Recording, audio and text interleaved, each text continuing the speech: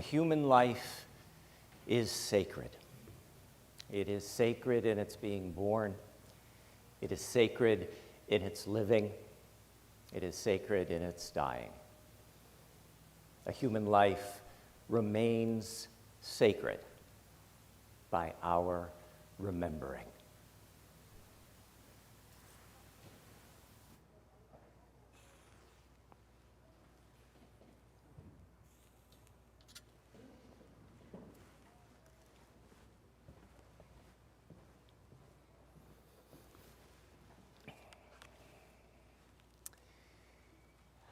We are here on this beautiful, sun-infused spring afternoon to lift up the name of someone we love, Linda Santigian.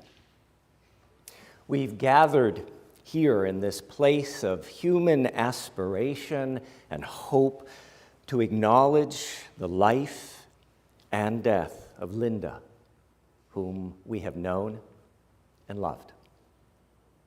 We're here to place her life in our enduring memory and to celebrate with warmth and affection her days among us. Centuries ago, the Roman philosopher Seneca wrote, "In the presence of death, we must continue to sing the song of life." We must be able to accept death, as painful as that is, and go from its presence better able to lighten the load of others. Out of our sorrow should come a universal understanding. We join with all those before us who have lived, loved, and said goodbye. And we join with all those who will experience this far into future days beyond our knowing. We are all part of a great flow of life. Though we grieve the deaths of our loved ones, we hold on to our memories as precious gifts. So, this afternoon, we come bearing loss that Linda is no more among us, gone from our midst just a few days shy of 1 year ago, last April 11th. But who Linda was and is can never leave us. The strength of her presence, her fierce desire to claim as much life as she could, and the growth-filled arc of her life. These are ours always, interfused with our thought and blended with our life. Merritt Mallow writes, "Love doesn't die. People do. So when all that's left of me is love, give me away." Linda's life is a story of struggle and love.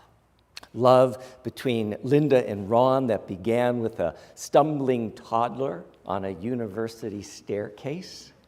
Love of her two precious sons, Aaron and Brian. A unique and treasured love shared between Linda and her sister-in-law, Laura, and brother-in-law, Keith, and Ron, a chosen, self-created family who taught each other how to love respectfully, authentically, and unconditionally.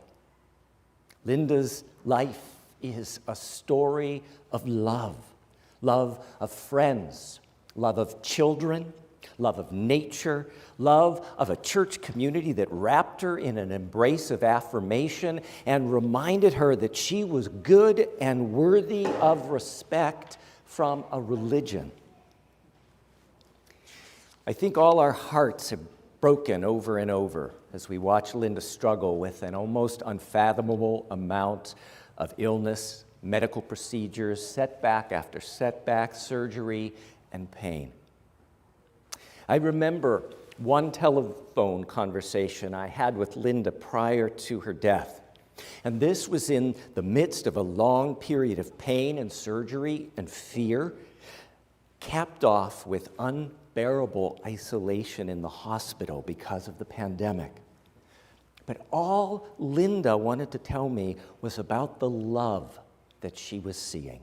She said, "I'm so lucky to be the recipient of such love. Everyone here is so caring. Everyone in this hospital is here because they have a calling to care for others. And they are so kind. They are beautiful people." Linda went on to say, "I ask them about their lives, and they tell me about their struggles and their hopes and what keeps them here even in the pandemic.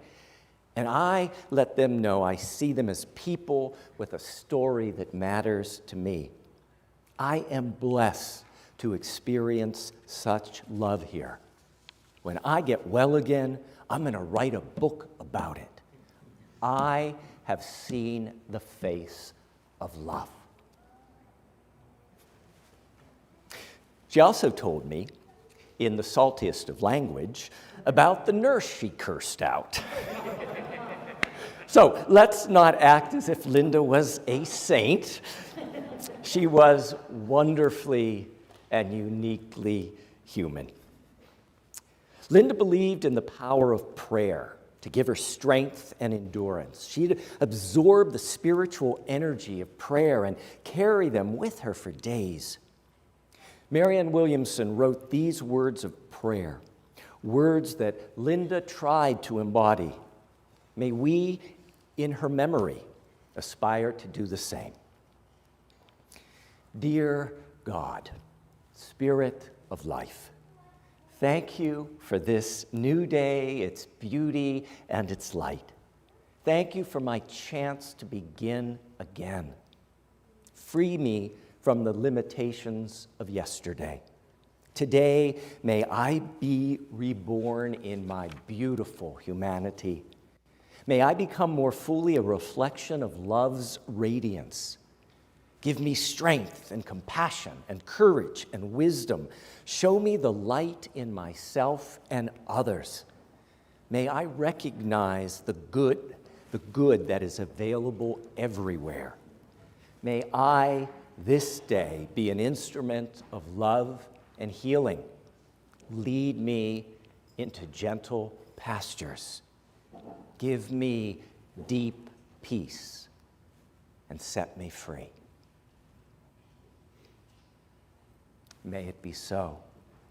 Blessed be. Amen. In this spirit and setting Linda free, I invite Debbie, Linda's sister, to come forward and light a candle in celebration of Linda's life.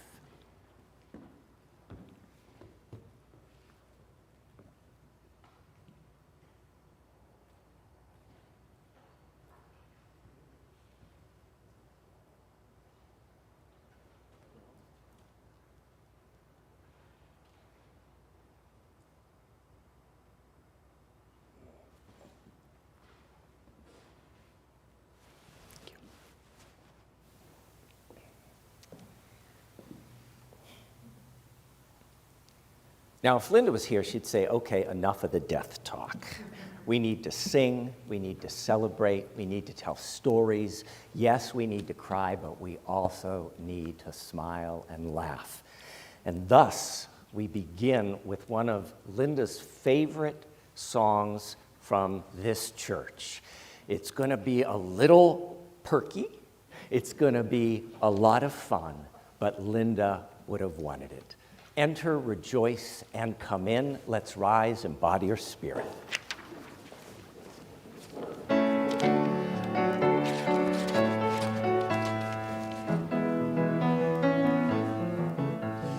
Enter, rejoice, and come in.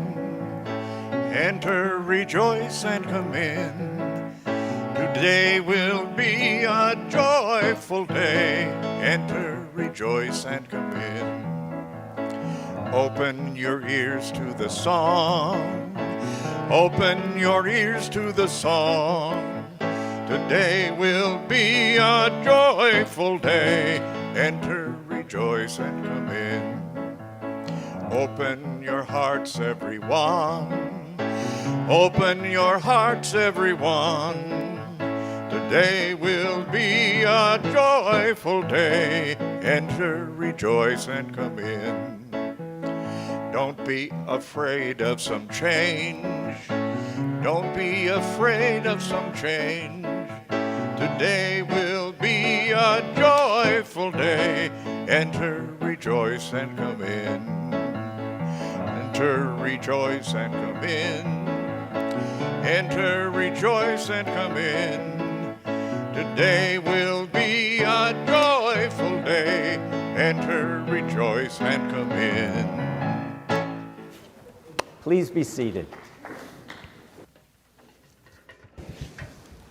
And Ron, I invite you to the pulpit.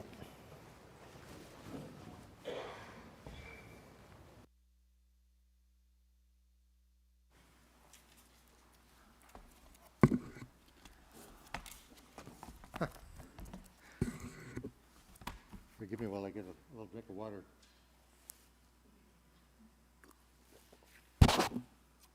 Thank you, I forgot. Well, I know that you all understand that it's impossible to cover a whole life in the short moments that we have here today. So I'd just like to share a few little snapshots of the person Linda was throughout the years, and a few special memories that I have of her in our 50-plus years of marriage, and a few memories that were deeply important to her. So as we all do, Linda went through a lot of changes in her lifetime. It might surprise many of you to know that she had been painfully shy as a child. Some people are not believing that. By her early 20s, though, she was growing in so many ways and starting to overcome that shyness. And even as she embraced the roles of being married to me, soon raising two sweet children, she somehow held on to the innocence of her childhood. But she also had the clarity of maturity. And she had a wisdom, I thought, way beyond her years. She knew where she was headed. She knew the person she wanted to be, and she worked at it every day. With her determination and commitment and her keen memory and bright eyes, she just lit up my days. Early on, she introduced me to her favorite place in the whole world, Dinky Creek and Camp Fresno. She turned me into a lover of the mountains when I had only loved the ocean before.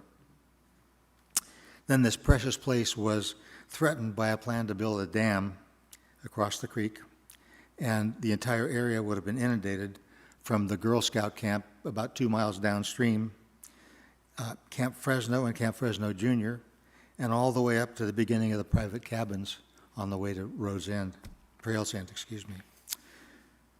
So we just could not let this special place be destroyed. We had read an article in the newspaper about a fellow named Mike, last names are not going to come out today, who started an organization called Sierra Association for the Environment, SAFE, and a grassroots effort to protect the whole area in the creek. To finance the court costs, and even though the attorneys were pro bono, there still are costs. We silk-screened T-shirts with a picture, sort of an impressionist thing, of the creek and the bridge, and we sold them at the campfires that were held every Wednesday night, and we gave the people a brief intro as to why it was that we were there, and luckily they came forward and spent a lot of money on T-shirts. So we attended the public hearings of the State Water Resources Control Board and presented our findings of a recreational impact study that we ran. It was a long, hard battle, but we kept it going for 10 years, and that was in addition to the 2 that Mike carried the burden all by himself.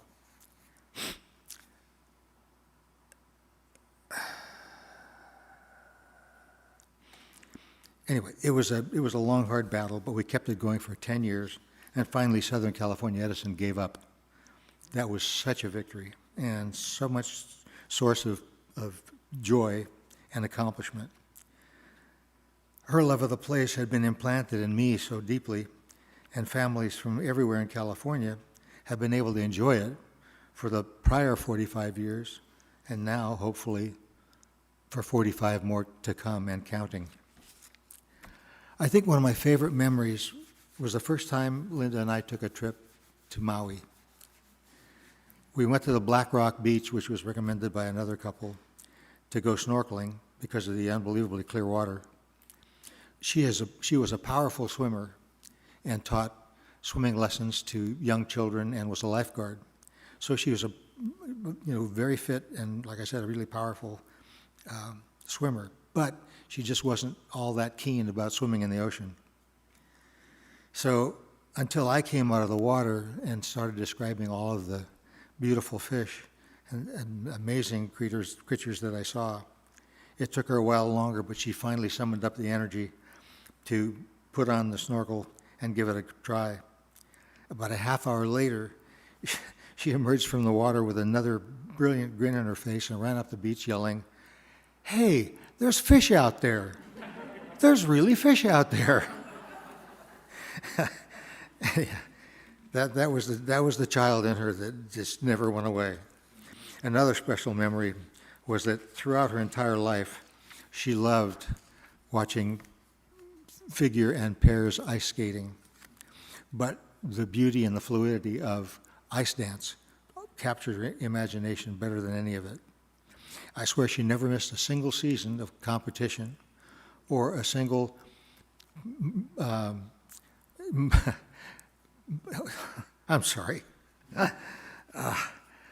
a single Olympics, and she really enjoyed most the ice dance. And never having skated herself, and not even going to any of the parties that a lot of the young groups in high school went to the local ice rink, I just decided one day to surprise her, and I brought home a pair of ice skates. They were used, but they were spotless and whiter than the ice itself. I handed her a card then of also eight lessons, skating classes. She looked absolutely dumbstruck and asked me, "Is this for me? Is it a special day I forgot about?" And then she burst into tears and wrapped her arms around me. And of course, I reciprocated, and we both cried together. We are a family of criers and huggers. After the 8th session, she came off the ice just glowing with excitement and wearing the biggest grin I ever saw. And she yelled out with childlike enthusiasm, "I can skate. Were you watching me? I even turned around and skated backwards." And it was just such a fun memory for both of us that we thought of it and talked about it often in later years. But one of the memories that she had was probably the most moving experience she ever had. And that was when she was with Debbie, her younger sister, doing a home birth with her second child, Ryan, who happily is here, and for David, who is also here, and we're very grateful.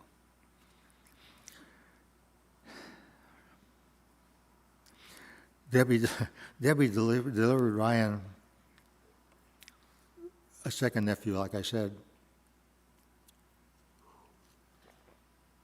who was an 11-pounder. And so, with the help of the midwife and Linda's support, and also rubbing Debbie's back when she was between contractions toward the end,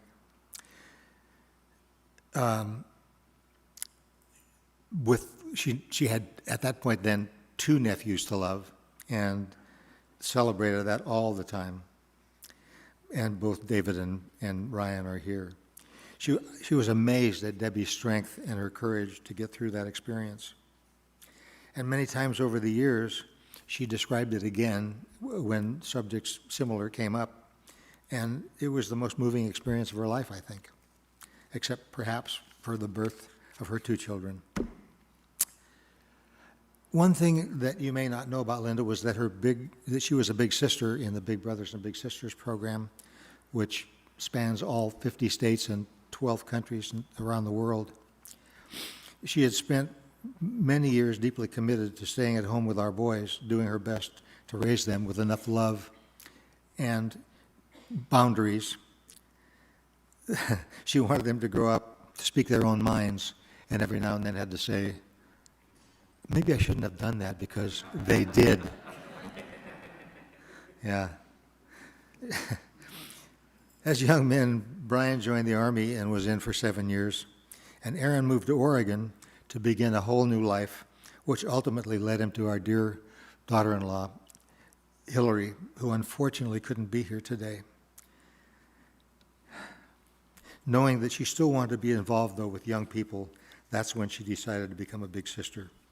It was rewarding work and a perfect way to use her experience and knowledge base raising 2 boys who were very different and very lovable. She was matched with a 9-year-old boy named David, whose father was in prison and whose mother abandoned him at a very young age. And he lived with an aunt with 3 children of her own in a tiny little apartment in the projects over by the VA hospital. The organization's rule was a little could only remain in the program with the big until they're 18. But their bond was just so strong that they said, screw that, we're going to stay together. And she was his touchstone for until he was in his 30s. And it took him a while, but he learned to trust and rely on Linda. So it was really good for the both of them. And I want to share a little bit about another relationship that was profoundly important to her, and it was her relationship with Alan Amond, who was her humanities teacher at Fresno High in the first year that it was being given. It was one class that encompassed English, history, humanities, and it was an all-encompassing sort of experience that was really marked by the prompting of the kids to look deeper, just not what's in the books. So it was really intensive, and in order to be eligible to join that class, the kids had to be recommended by at least one or more of their teachers for the prior year as being tough enough to get through a very aggressive learning experience and make it through. Yeah, so he sparked her curiosity and encouraged her to expand her thinking, her life. In all her life, she widely and deeply read and was even thinking about other books all at the same time. I could never figure out how a person could have 2 books alone together at the same time reading them. It was beyond me. She kept a notebook of particularly beautiful crafted sentences and quotations that she had read.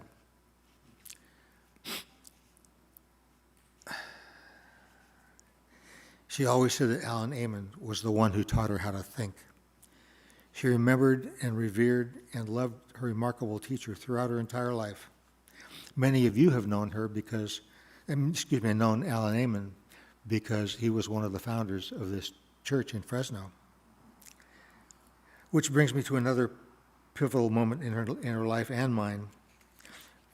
When we first visited the church, at the long-time urging of Marilyn Mann, who I had known for a number of years, she wanted us to come and see what we thought of the UUs and what they stood for. She said she thought that we would be a good match. I can tell you that after the first service, which was lay led, and the minister was on vacation, it was an amazing thing to attend. And as we walked out, she stuck an elbow in my ribs and said, "Hey, honey, I think we found the mothership." And that was it. We became UUs almost immediately. And although we have been works in progress for the whole time, I keep finding areas where, no, this wouldn't mesh with being a UU. So we had to give that some thought. She loved doing that, and she never thought, she also was a very good writer and put it to work to write a few of the services that she helped deliver here in the sanctuary. And she never forgot the love and compliments and everything that you all gave her. So that stood out very heavily in her mind. During our years together, as many of you know, and as Tim mentioned, she went through a seemingly endless series of surgeries and injuries, and some of them were successful, the surgeries, but unfortunately most of them weren't. And they set into motion that decline that Tim also talked about, until finally she was in a wheelchair and then a power recliner and then a hospital bed. But I never heard her say, "Why me?" That was just not in her lexicon. And she never lost hope until about the last month of her life, when it became fairly clear that she wasn't going to stay with us very long. And after months in the hospital and nursing and rehab facility due to COVID-19, she was pronounced terminal. And what do you think? I got a call from the hospital saying, finally, "You can come in and see your wife now." And then tasked me with the job of telling her her prognosis, because somehow they couldn't or wouldn't. So they said, "We really think you should take her to a rest home as well." And I said, "Hell no, I'm not going to take her to a rest home. I'll bring her home and do whatever she needs to. I've got a lot of experience taking care of her, and I can still do it." And very hesitatingly said, "Okay, so we'll set up hospice for her." So I just didn't want her to be in another place with strange people and at some point realizing what I had told her and just waiting to die. So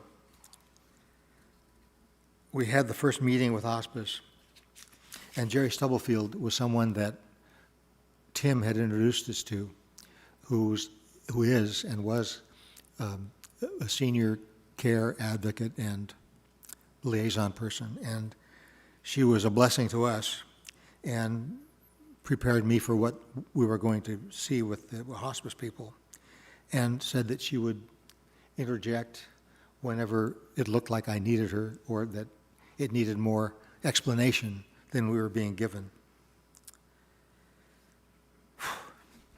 Luckily, that recommendation came from Rev Tim.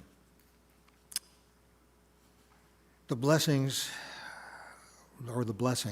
was that Linda came home and had 36 hours of absolute clarity that I hadn't heard for a very long time. Hallucinations were gone, and she was so happy. She kept saying she wanted to go back to the San Joaquin Valley rehab so she could get strong for me. Not for her, she said, for me. Her rally was so strong that I got sucked into it, and I almost believed it for a while. And then she closed her eyes. I'd like to end with an answer to the question that Hillary asked me as I was preparing to do this today. She asked if there were any important life lessons that Linda taught me that I probably would never have learned had it not been for Linda. And one stands out and overshadows all the rest. The most important lesson that I learned from her was unconditional love. Neither she nor I ever felt that as children and teenagers.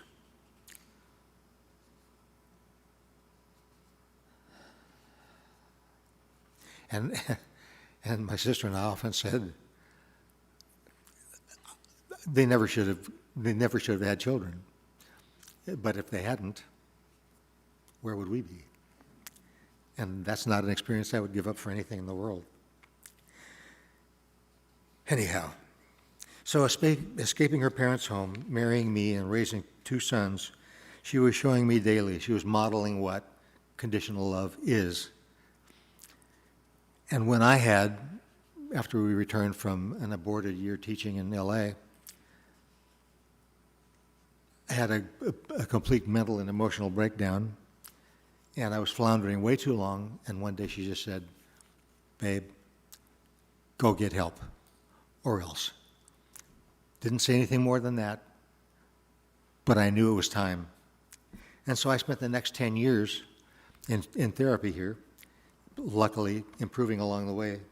But when I arrived, it had been 10 years to that point. She had stuck with me, and we knew that that unconditional love is what was holding us and what held us together and made us strong. And I know that in addition to her loving everyone, I loved her, I still love her, and I know that we all will. So thank you, and forgive me for taking so long, but thank you.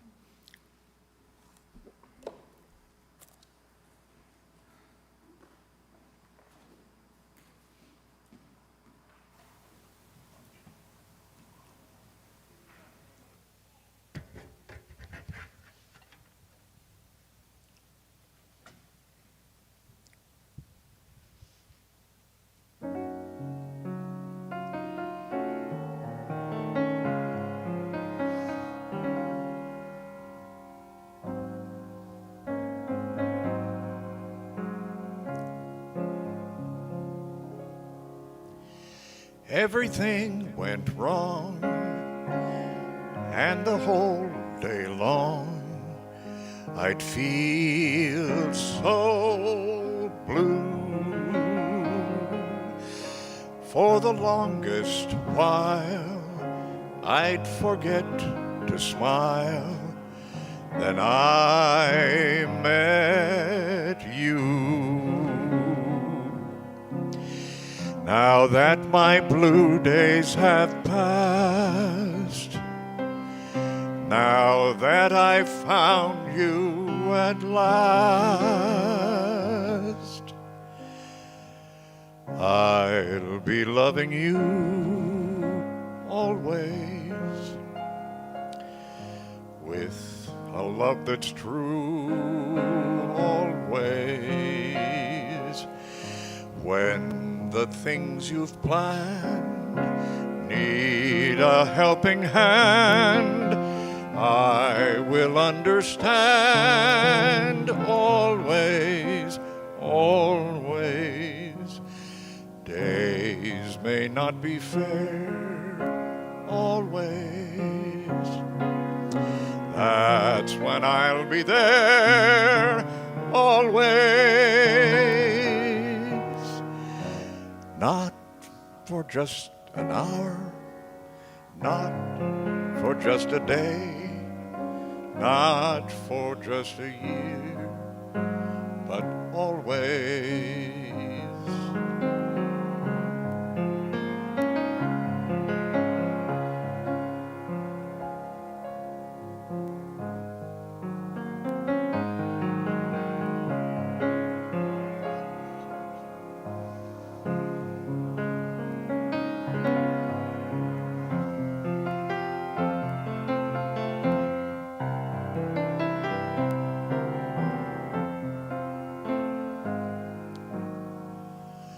Days may not be fair always. That's when I'll be there always. Not for just an hour, not for just a day, not for just a year, but always.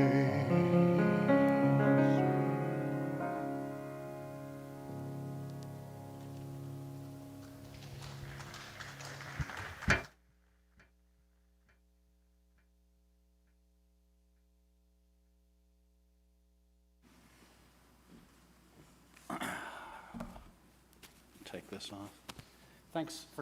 Thank you for coming, everyone. It means a lot to me and would mean a lot to her. Now, I'm her mother's son, so I'll probably screw something up in some way, but forgive me. My mom was fun, and we had fun together.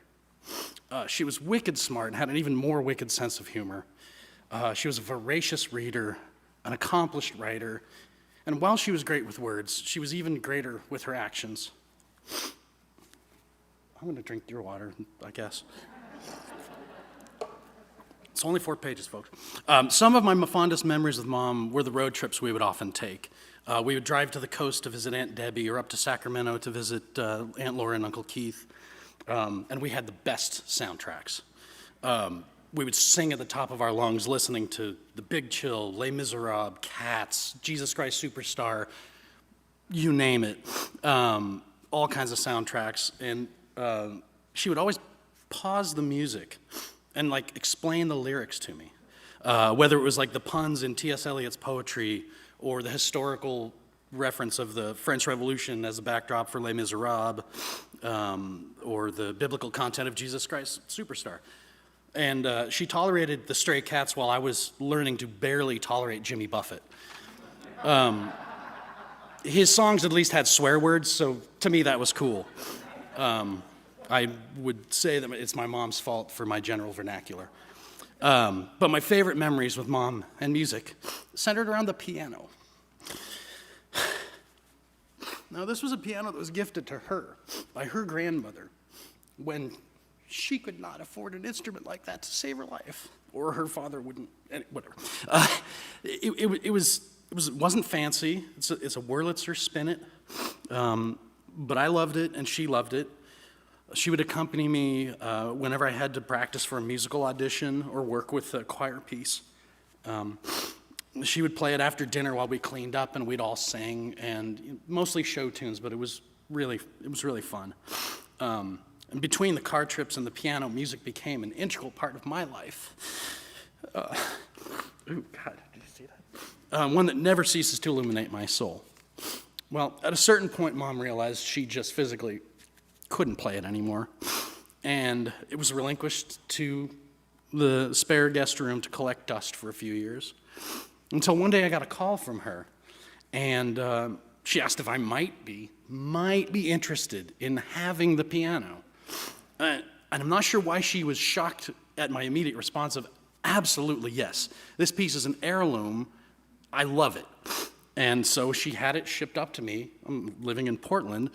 Now, I could have bought a piano in Portland for the cost of shipping that specific piano. But it was that piano. It was hers and it's mine for now.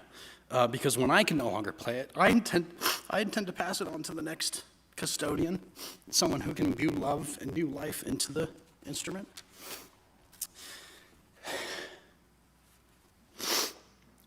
Pause for dramatic effect.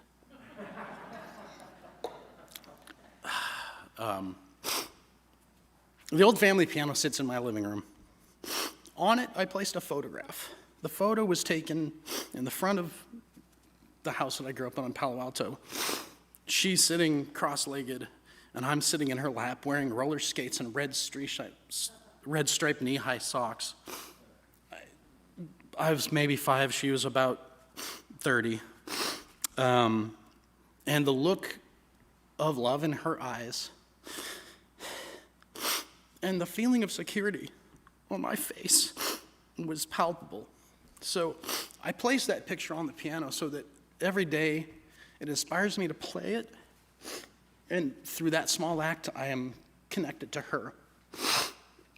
This piano, excuse me. Let's see. just one sentence, dude. Get it together. But the point is the piano was a greater gift to me than just some wood and wires and ivory cobbled together. It was the gift of a touchstone and a living, breathing instrument that will always connect us. So, thank you.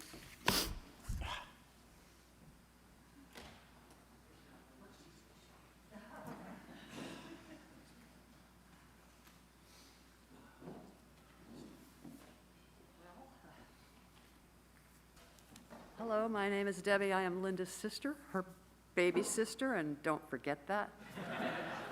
I did used to tease her and tell her her second name was She Who Shall Be Obeyed. That was my sister. Thank you, everybody, for coming today. It's really, excuse me, we're all a bunch of criers, not only huggers, but we cry too. Thank you for being here. It means a lot to us and to her that you're here. Excuse me, I'll be blowing my nose all the way through this.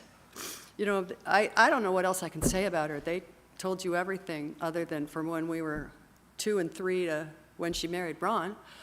But when they didn't know her, I have got lots of stories, but I'm not going into them. She was my rock. She was my big sister. She was as smart as you could. She was so smart. She knew a lot. She really did know a lot, and I relied on her for a lot of things, a lot of information. Which, you know how when it comes to you now, it comes to me now, and I want to ask her, and I can't. So there are things that I don't get to know, or I'll have to figure out on my own, which is probably the best part of it for me, is to figure it out on my own and not rely on her. I have a few things written down, but not a lot. Just to tell you that the motto for the Dinky Creek, saving Dinky Creek, was "Don't damn Dinky." And it was on bumper stickers, you know, on cars. You could drive by and see somebody with a bumper sticker that said "Don't damn Dinky" on it, and we'd honk, and you know, it was a wonderful thing they did, almost single-handed. We used to run around up there and take the red tags off the trees that they were planning on tearing down, and we all did. We thought that was hilarious. Fortunately, they never did tear them down, but my sister was, and you know, I mean, talking about unconditional, I know about that too. Completely. How she and Ron helped me raise my kids alone and support my kids and help them and bring them to Fresno, and you know, they were a wonderful aunt and uncle to both of my boys, and I'm really grateful for that. They made a big difference in their lives. I remember when my sister called me and she said she'd met a man that she was going to marry, and I was mad at her because she was going with Joe. How could you do that to Joe? I'm so glad she did that to Joe. So grateful that poor Joe had to step aside. She made a much better choice, I'll tell you that. I know the unconditional love that Linda and Ron have taught me, inspired me, showed me what a true relationship could be like. Unfortunately, I haven't gotten there yet, but I may never, but they showed me what it really is, and I'm very grateful for that. And when Linda and Ron walked into this church, they changed. Their faces lit up. They were really happy. They were so excited to be here. In fact, my sister was so excited to be here that that's all I heard about for a really long time. I don't know if she was trying to sway me into the fold or not, but she was so excited that's all she could talk about. And I let her do that. I gave that to her because she really needed it. She really needed it. And I'm so grateful for all of you for being here and embracing her and loving her and continuing to love her even though she's not here. And I hope that your memory of her doesn't fade, because I'm sure she won't ever forget you either. And that's all I've got today. Thank you.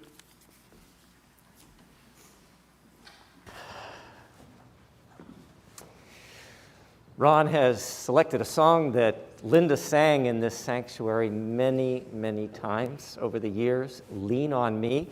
Linda would want you to sing along, so let's rise in body or spirit, and don't be afraid to sing robustly.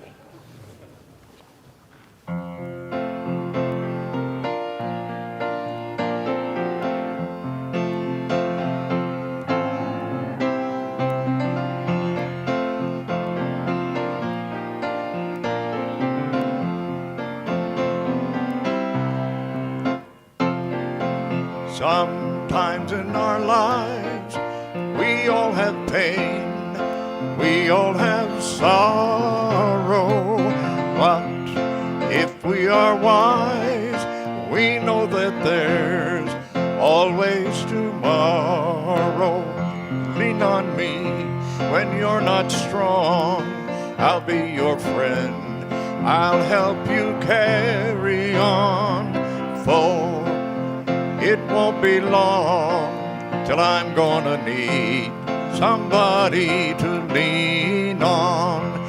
Please, so swallow your pride if I have things you need to borrow, for no one can fill those of your needs that you won't let show.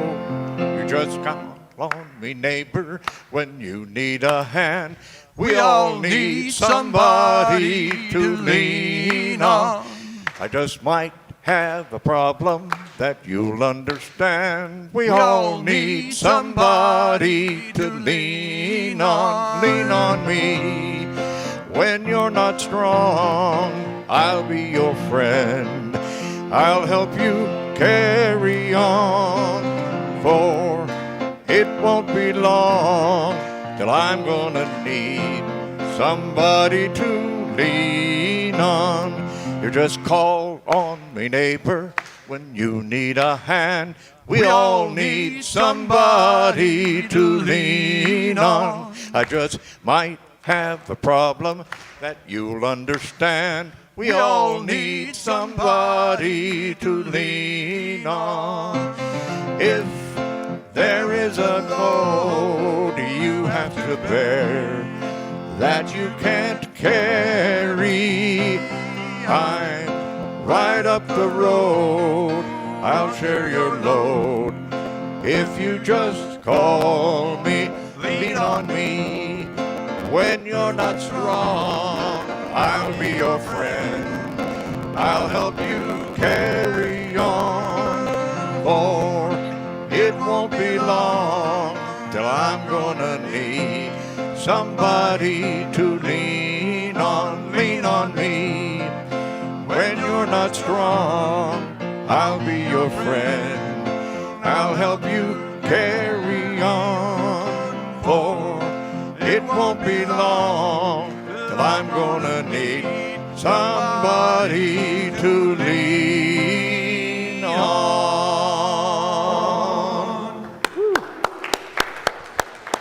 Please be seated.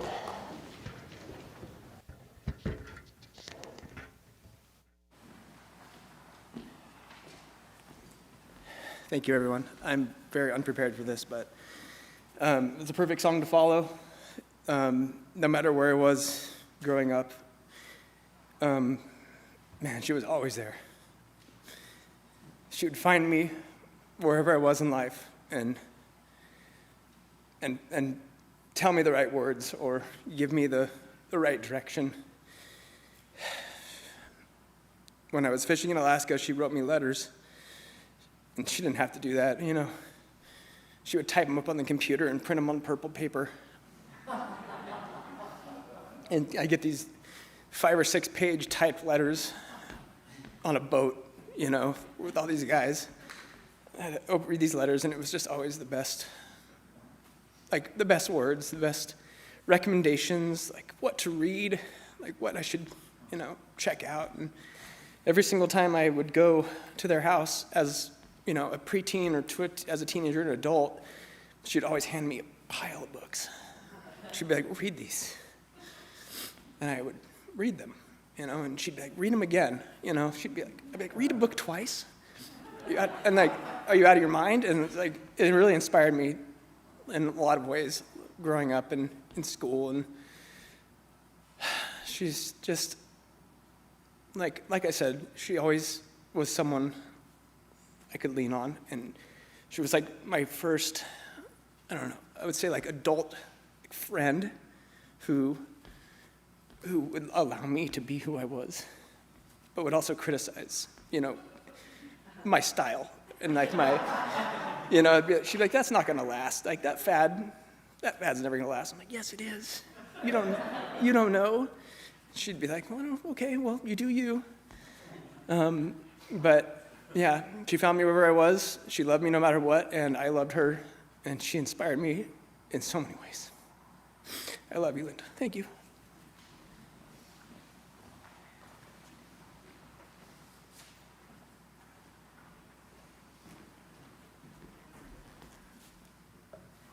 There's water there.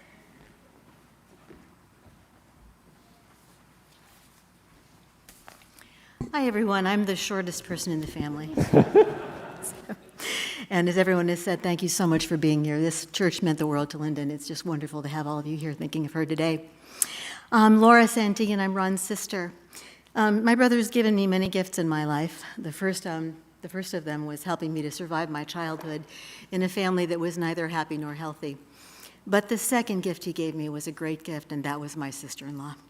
A warm, smart, loving, funny, loyal woman who quickly became, and still is, one of the centering threads of my life.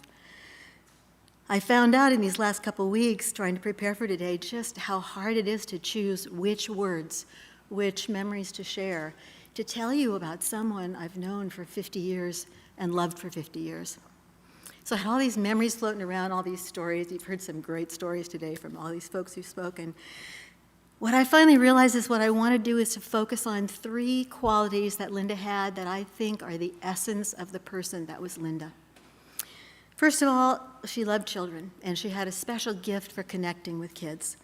If there was a child in the room, that child would end up on Linda's lap or sitting next to her.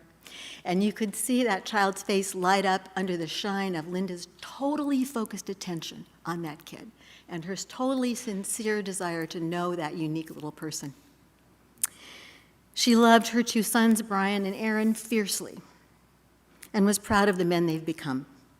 She loved Aaron's wife, Hillary, not just as a daughter-in-law, but as a daughter of her heart. And that heart, that huge heart, was big enough to hold so many kids, not just her own, but also their friends, her nephews, her grandnephew, her friends' children, and the kids she loved and nurtured through her work with the Big Sisters, Big Brothers program. Linda was the embodiment of that quote, "I shall know that my life was worthwhile if I have made a difference in the life of a child." She made the difference to a lot of children and young people, and some of them are here in this room today, totally grown up, honoring her, missing her, a testament to just how worthwhile her life truly was. Second, Linda never lost her sense of wonder. This woman had a capacity to find joy in so many things, large and small, no matter what else was going on in her life. I always remember her crowing with delight as we opened up every box of Christmas ornaments to decorate her house. How much she loved the moment when the Christmas lights went on every night, or when Ron finished The Village and it was all there. That was so special to her. And every day when the lights went on in the patio that they made for each other on the front porch, they loved those lights as well, and that would give her that sense of joy and awe. I remember the 2 of us laughing like kids, 2 grown women standing on the back of a houseboat with bubbles, juice, and wands, blowing millions of iridescent bubbles off the back of the boat as we floated down the river on the Delta. And then there was this memory she always shared with me. She always talked with awe and wonder about the sound of the wind moving through the pine trees up at Dinky Creek. She said it always started as this distant hush of a whisper, and it would get stronger and stronger and stronger until it was moving through the branches of the trees right above her head where she was in that hammock that she loved so much. It was a really strong memory. And of course, the joy that she would feel when she heard children laughing. She once wrote, "I think my favorite sound in the whole world is the laughter of a toddler covered with puppies." This woman could find wonder not in just the special moments of life, but also in everyday life itself. Finally, the quality that amazed all of us who knew and loved her was Linda's resilience. Life heaped so many physical and emotional challenges on this woman, and we don't need to list them here. But somehow, each time there was a point, there was a moment when she could gather her strength, rise again, and come back. Whatever they faced, she and Ron found a way to keep going, to count on the value and strength of the foundation of their relationship, to remember the good things that make life worthwhile. I can't pretend that there weren't times that were very, very hard. And she didn't always know how strong she was. But she always inspired my belief in her resilience, and she deepened my faith in the resilience of the human spirit. We've all spoken about Linda today, but now I'd like to let Linda speak for herself. So I'm going to end with a reading in Linda's own words. This is a poem that she wrote when she went back to Dinky Creek after one of those very hard times. And I think you'll hear in her own voice, in her own words, the expression of all three of these qualities I've tried to describe today: the value of appreciating and protecting childhood, the wonder of feeling her life force rising again, and the resilience that shaped her life. This poem is called The Child Place. I journeyed to a child place, a place where I was born. I brought my soul and self there, both greatly frayed and worn. Life had played unfairly, changing rules amid the game. Most things now seem tarnished, but the child place was the same. Greeting me as always, it took me to its core. It gave both peace and comfort and opened wide its door. That child place once re-entered awoke what lay so still. It rekindled bright that passion disillusion had almost killed. The innocence and confidence I'd known here as a child came rising to the surface and once again beguiled. Reacquainted with my feelings, I stumbled on a truth. The passion and the innocent weren't wasted on my youth. The passion and the innocence were me, then and today. They'll never change or disappear. I need only ask, please stay. So once again, this child place has grabbed a hold of my heart, encouraged, loved, and guided me toward a fresh new start. We love you, sister-in-law. Thank you.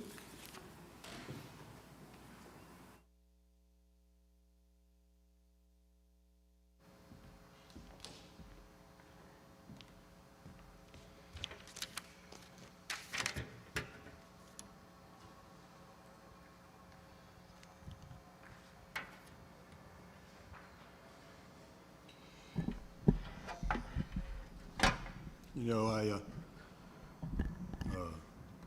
I didn't get the official memo about the purple.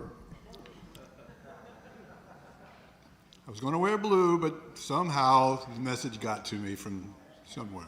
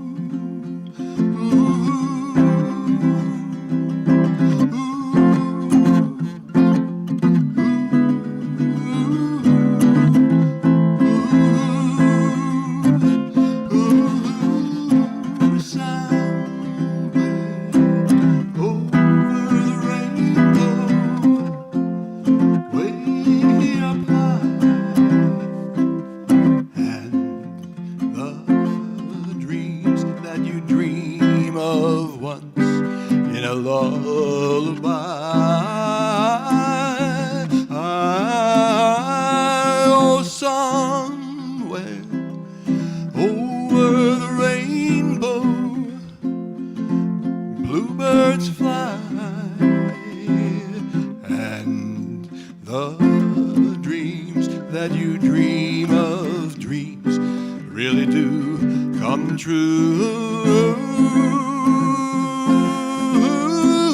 someday I wish upon a star. Wake up where the clouds are far behind me, where trouble melts like lemon drops high above the chimney top. That's where you'll find me, oh, somewhere over the rainbow.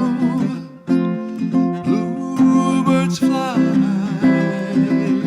and the dreams that you dare to, oh why can't I? Well, I see trees of green and red roses too. I'll watch them bloom for me and for you, and I think to myself, what a wonderful world. Well, I see skies of blue, and I see clouds of white, and the brightness of day. I like the dark, and I think to myself, what a wonderful world. The colors of the rainbow, so pretty in the sky, are also on the faces of people passing by. I see friends shaking hands, saying, how do you do? They're really saying, I love you. I hear babies cry, and I watch them grow. They'll learn much more than we'll know, and I think to myself, what a wonderful world. Someday I wish upon a star, wake up where the clouds are far behind me, where trouble melts like lemon drops high above the chimney top. That's where you'll find me, oh, somewhere over the rainbow, way up high, and the dreams that you dare to, oh why can't I?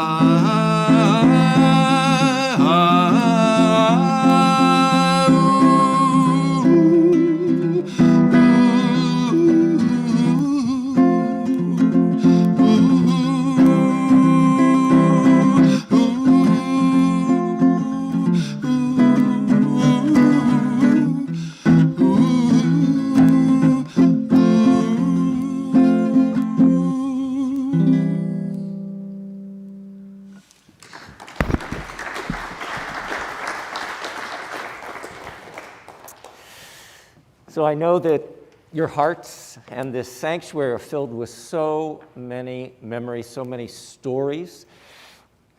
Linda's family wanted to create the space for us to share just a few of those. We're going to ask that you keep your comments brief, maybe just one memory, one story, one quality of Linda's that touched you in a deep and personal way. Bill's anticipating my coming over. Thank you, sir. We would ask that you keep your mask on down on this level, just for everybody's safety. And I see Sydney has claimed the first. Would you like to? I'm going to just bring this over to you. That way you don't. Mask on, right? Yeah. Oh, let me. Let's turn it on. There you go. I'm Sydney Story, and I have the. Ron mentioned that Linda was connected to the Big Sisters program, and I have the warmest memory of her. She shared this experience with the congregation at least once. Her presentation was so filled with intelligence and organization and compassion and love and content, and I learned so much about the way the people that she was working with, about the experiences that they have to endure. I gained so much from hearing her that morning. Thank you.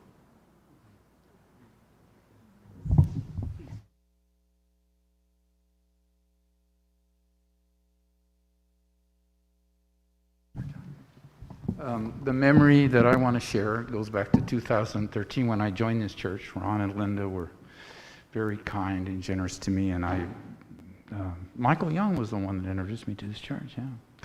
And anyway, we had these midweek meetings here in the sanctuary, and Brian Jessup, who was the minister, was in the process of leaving, and so Linda and Ron took over the midweek meetings, and it came my turn to facilitate. And Linda always used to poke fun at me, and she'd probably tease me for wearing a tie today.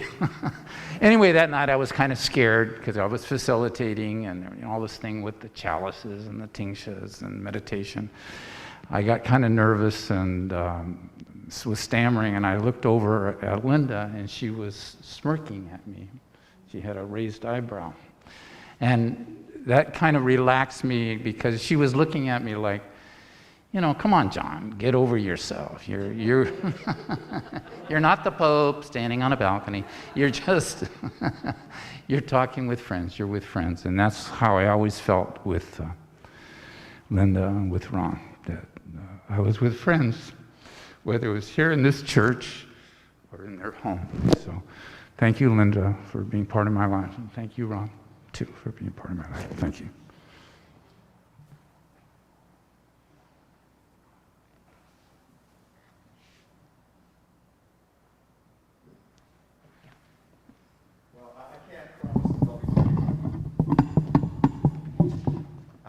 My name is Matthew Miller. I am one of those children that Linda Santigian touched very, very deeply. I too am a crier and a hugger, so I know that I'm related to the Santigians. I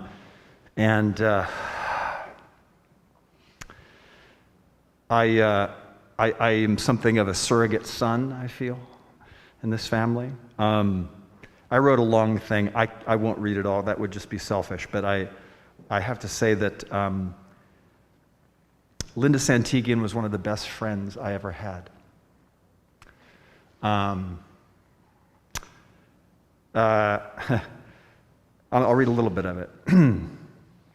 I think Aaron once said to me not long ago that I was a surrogate son. And I think in the early days, Linda would have hated me saying that she was a mother to me. And honestly, I never thought of her that way.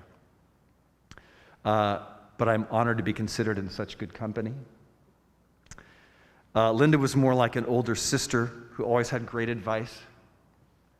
Many were the years and times when I could call in heartache over my latest failed romance. And if I didn't mention anything about my romance, Linda would always ask, "So Matthew, how's your love life?" She was my shoulder to cry on more than one occasion. And it was one in particular in 2003. I was doing a play in upstate New York, and I happened to be in a tumultuous relationship, and I decided that I had to break up with this girl the night that day before the show opened. And of course, the minute I did it, I was a puddle of tears. And who did I call? Of course, I called Linda at 2:30 in the afternoon. And Linda held my hand, metaphorically, while I wept on the other end of the line, blubbering. I was a blubbering mess, and, I think Linda probably chuckled. And the phone call ended as it always ended, with, "I love you dearly." And that night I went on stage and proceeded to throw up several times after each exit off stage and coming back on. And over the 33-year relationship I had with Linda, she'd send me pieces of what she called her desert island collection. And it consisted of books and more books and music and things she considered essential to being a castaway. And I still have a decent stack of those. I brought some right over there that I could show, but I won't now. But anyway, too much to say. There's just too much to say.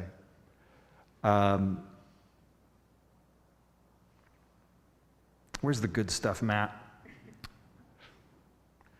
If I was a son, I was something of a prodigal son.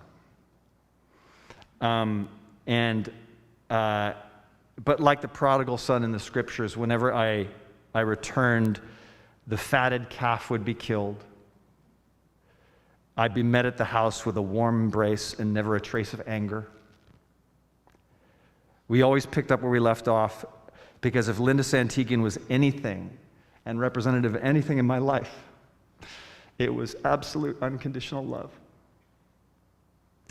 And so Linda, my mother, my sister, my friend, let me say here in public that I love you dearly, and I will never, as you never have, you'll never stray from my thoughts, and you'll always have a place in my heart. And I promise that I will not be perfectionistic in my mate choosing, and that my falling apart will be less and less around those things.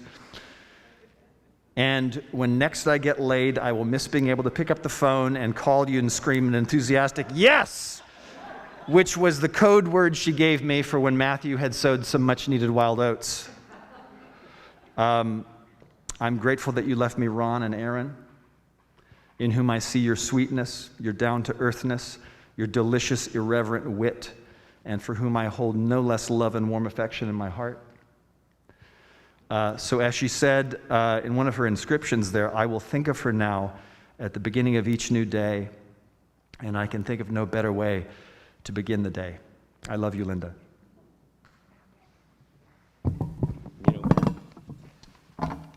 You know, Matt, I think you have a family that is eagerly awaiting the rest of those words in an email, because there's so much obvious love and experience that you want to share. So thank you. So Linda has obviously given us the great gift of her memories. And so Linda will always be with us as we remember her. And I invite you to join with me in this responsive reading. Our response is, we remember her. In the rising of the sun and its going down, we remember her. In the crash of the waves and in the stillness of the sea, we remember her. In the blowing of the wind and in the chill of winter, we remember her. In the opening of the buds and in the rebirth of spring, we remember her. In the blueness of the skies and in the warmth of summer, we remember her. In the rustling of the leaves and in the beauty of autumn, we remember her. In the beginning of the year and when it ends, we remember her. When we are weary and in need of strength, we remember her. When we are lost and sick of heart, we remember her.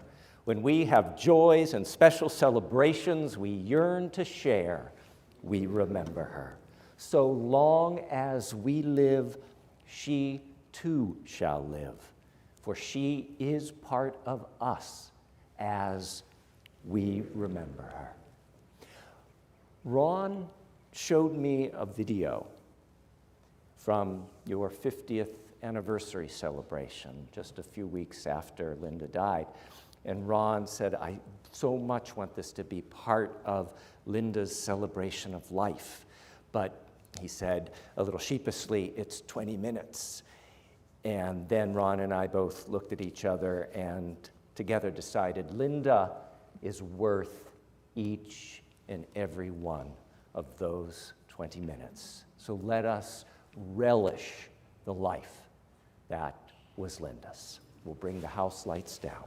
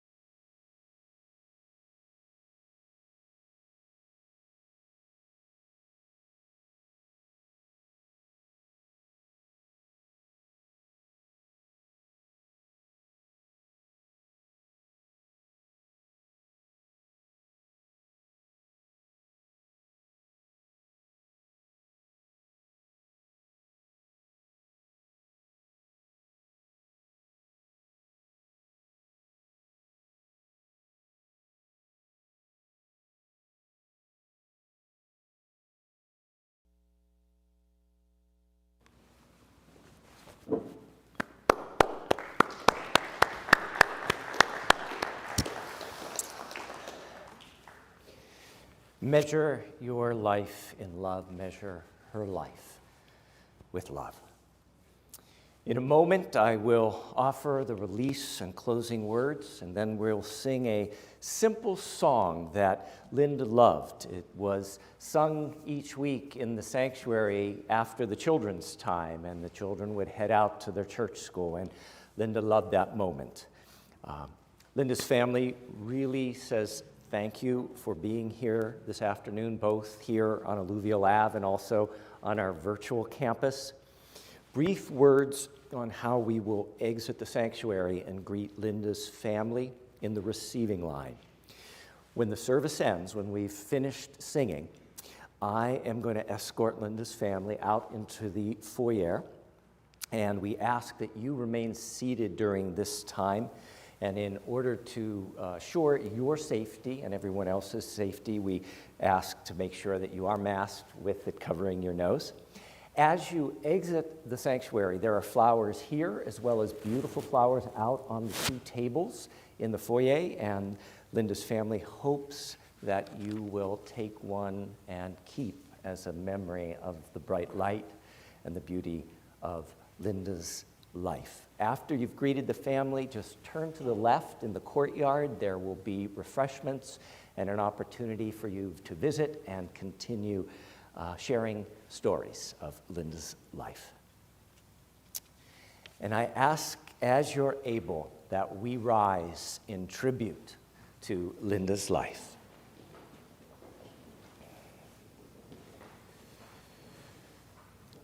And now, into the hands of time, we release Linda. Having left us now, she goes free of the earth. Radiance knows her. Grown lighter than breath, she is set free in our remembering.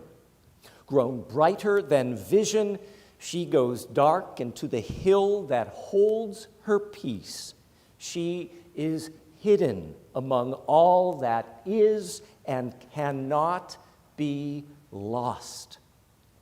And for us, the living, may our love for Linda be witnessed, renewed, and strengthened on this day and henceforth in our caring and love for others and for this earth, so that we may be part of the world's hope and not its fear, its love and not its hate, and so we may know in new and deeper ways the great mystery of life that connects us all. May it be so. Blessed be. Amen. Let's bless Linda and each other with this simple song.